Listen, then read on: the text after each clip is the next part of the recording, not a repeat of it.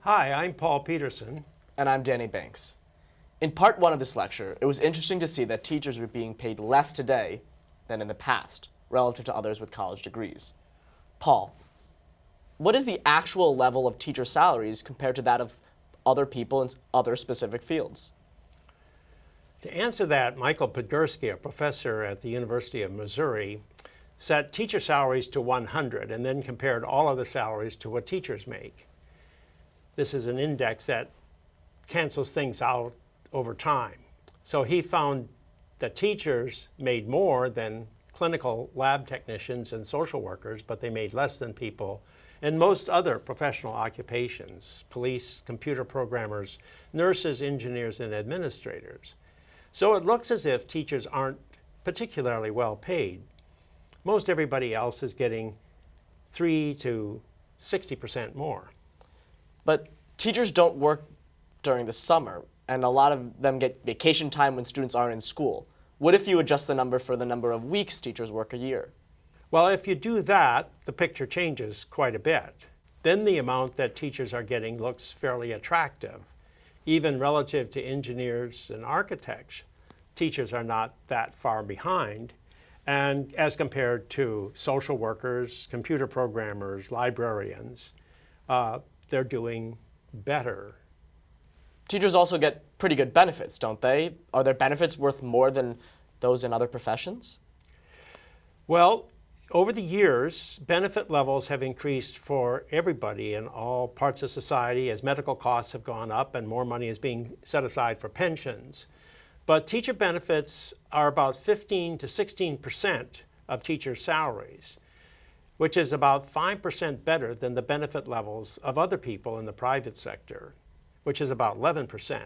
So you have to sort of add about 5% to teacher salaries in order to get a full picture of exactly how well teachers are being compensated. So what does this all mean? Are teacher salaries too low, or are they competitive? Well, we definitely have to recognize that teacher salaries are less than what they were at one time relative to other professionals. But the differences are probably not as great as we discussed in the first part because of the higher benefit levels that teachers are earning.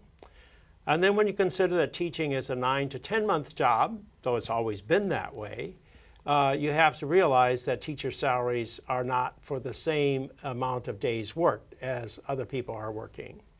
But not all teachers benefit from teacher pension benefits. Can you really add those benefits as if they were salaries? That's a good point. The problem with adding these benefits into the equation is that they don't apply to each and every teacher, and they especially don't apply to new teachers because the benefits are designed in such a way as to be greatly beneficial to those who stay in teaching for their whole career. But many people leave education after 5 years or less. It's a profession where people go in for a while and then they leave it and then maybe they move to another state. And every time anybody does this, the teacher loses a huge part of their potential salary because they lose out on the benefit side. Can you show us an example? Well, yes. The best example is Ohio because somebody's done a lot of good work on that state. And you can see here that if a teacher begins working at age 25 and leaves at the age of 30 or even 35, there's not much pension to be earned by that teacher. So a teacher pays a huge price if they leave the field of teaching within 5 to 10 years, or even if they leave the state of Ohio to go to another state in that period of time.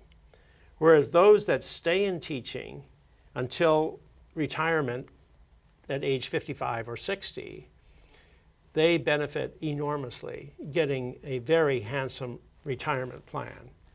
So it's not very equitable. If you had an equitable pension plan, that would be a straight line moving up over time so that you would get a little bit more every single year that you stayed in the field of teaching. And a lot of pension plans are set up that way, but not in education.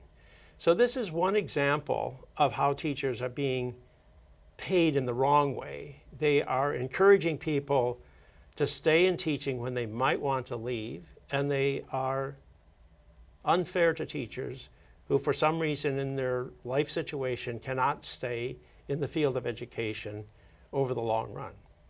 That sounds like teachers are not being paid in the right way when it comes to pensions. Are there other issues with how we pay teachers? Yes, the big issue in education is not whether teachers are paid too much or too little. That's not the big issue. It's whether teachers are being paid the right way. And that's a big question, and we're going to look at it in part 3 of this lecture.